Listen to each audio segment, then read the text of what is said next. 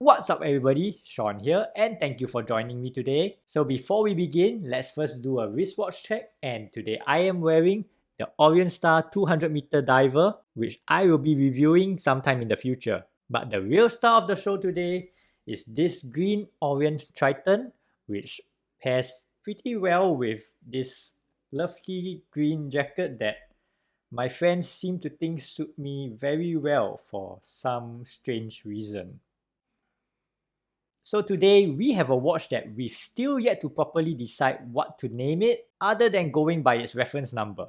Names such as Baby Triton, Mini Neptune, and Triton Lite have all sprung up, but there's no real conclusion yet. This isn't a surprise though, as the model that it effectively replaces was also called a few names depending on where it was originally sold.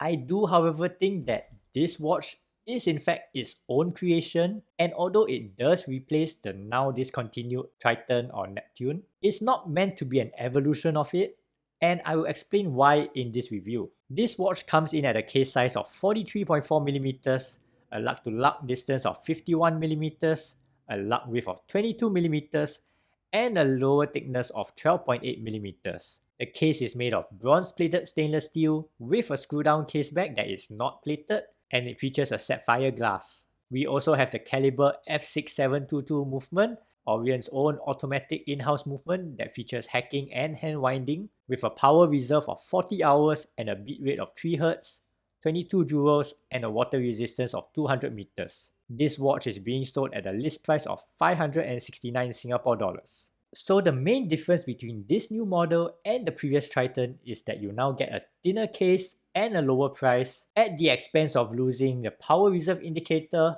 anti-reflective coating, and GIS certification. This comes as part of Orient's move to make power reserve indicators an exclusive feature of their higher-end Orient Star line, with the M-Force line also losing its power reserve indicator in its latest iteration. This also means that the M-Force line is the only remaining ISO or JIS certified air diver in Orient's catalog. The new Triton line, as I will refer to it in this review, comes in 5 different styles: a black, green, and blue dial version on a metal bracelet, a bronze case green dial version on a nylon strap, and a 2500 piece limited edition bronze case gold gradation dial version on a leather NATO strap. The piece I have with me today is the bronze case green dial version that was lent to me for review by Big Time Singapore. So the case shape and dimensions are very similar to the previous Triton, apart from the slight reduction in thickness. The 43.4mm case size and 51mm lug-to-lug distance undoubtedly puts it in a different size class from the Meiko, Rei, and Kamasu lines, and more in line with the Kano. This watch does wear big on my 6.25-inch wrist, about the limit of what my wrist can support. Although the lug-to-lug distance is pretty similar to my Orient Star diver, it does wear bigger, probably due to the less downturned lugs compared to the Orient Star. If you have medium to large wrists, you should be fine with this, but those with smaller wrists like myself may want to try it on first before you buy. This particular model has a bronze-plated case, giving it a slightly more vintage look. The top of the case and lugs are brushed, while the sides and between the lugs are polished. A slight polished beveling runs between the two finishes and very elegantly over the crown guards. On the back, we have a polished, non-plated screw case back with the signature dolphin motif etched onto it. A sizable straight crown flanked by elegantly shaped crown guards sits at the 4 o'clock position, reminiscent of the SKX. The top of the crown is polished and signed with the Orient crest. A coin-edge finish together with its large size makes it very easy to operate. Being a screw-down crown helps it to achieve its 200-meter water resistance rating. The bezel is another standout feature for me, and not just for its striking two-tone colorway. The matte orange and green aluminum insert matches the matte green dial perfectly while also making it pop, yet still looking refined. The bezel edge is very aggressively cut, making it even easier than the Kamasu to operate. Its smooth 120 clicks also feel noticeably more pronounced with hardly any backplay. A clear, flat sapphire glass tops it off and sits lower than the bezel, giving it a nice amount of protection from accidental knocks. The dial sees one of the biggest visual changes in that it loses the power reserve indicator.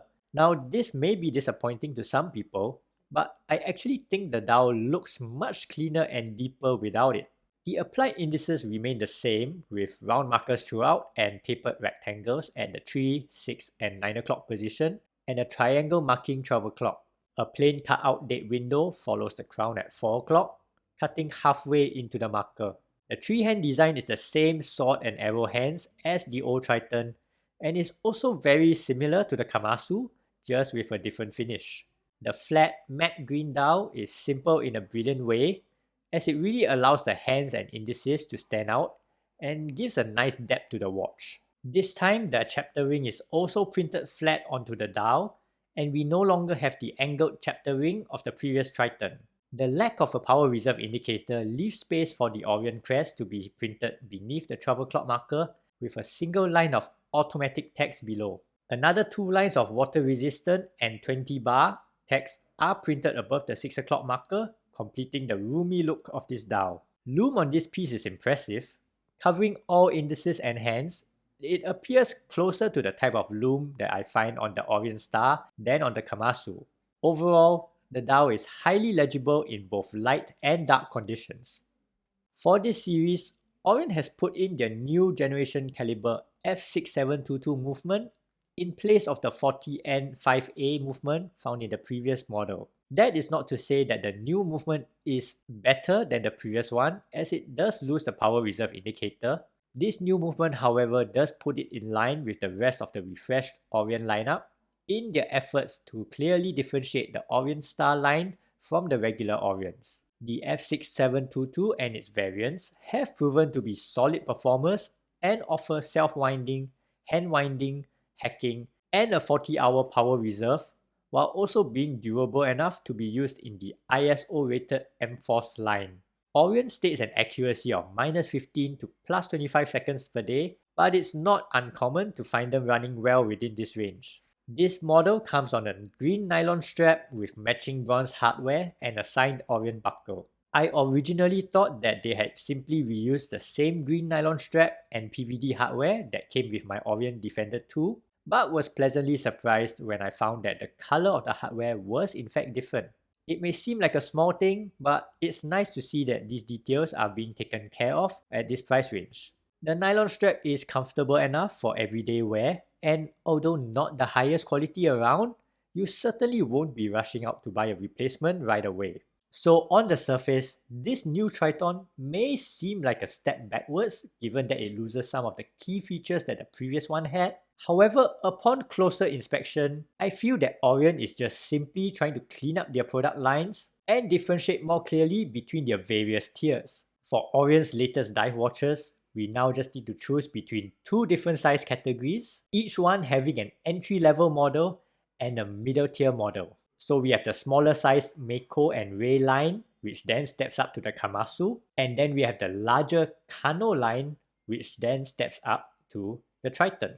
The M-Force line, however, sits in its own category as the only remaining ISO-rated diver for the most demanding of users. Stepping up beyond Orient to the Orient Star line gives you access to power reserve indicators, more ISO dive models with better quality finishing. For the reduced price of this Triton, I still think it is a great value, as the majority of us will be saving on features that honestly don't actually matter much to us. And I'll admit that this is the complete opposite of my initial thoughts when I first heard about this watch, and I am glad that after having it on the wrist for some time that it was able to change my mind. While I still love my Kamasu, if this Triton did come in a smaller size, I would pick it up in a heartbeat. So that wraps things up for today. If you enjoyed this video and would like to see more like it, please consider giving me a like and subscribe down below, and I will see you in the next one.